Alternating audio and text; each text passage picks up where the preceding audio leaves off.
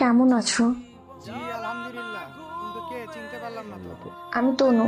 ভুলে গেলে এত তাড়াতাড়ি? আরে আমার নাপা মহারানী, হঠাৎ এই মূর্খ ড্রাইভারের কথা মনে পড়লো নাকি?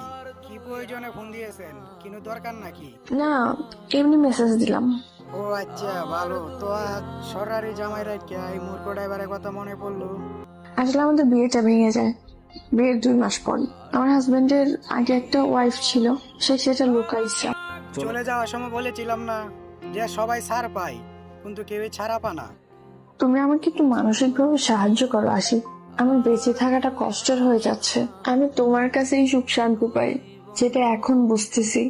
তোমায় নিয়ে একটু ভালো থাকতে চেয়েছিলাম বলে তুমি আমাকে মানসিক রোগী বানিয়ে দিলে। পেশায় ড্রাইভার দেখে তুমি আমাকে অবহেলা করে সরারি চাকলাওয়ালা জামাই দেখে বিয়ে করে নিলে।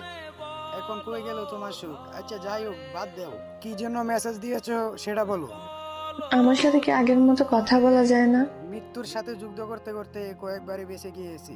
এই গাড়িটাকে ভালোবেসে অনেক কষ্ট পেয়েছি। দ্বিতীয়বার আর কাউকে ভালোবাসার ইচ্ছা আমার নেই। এমন বলো না, আমার খুব কষ্ট হয়।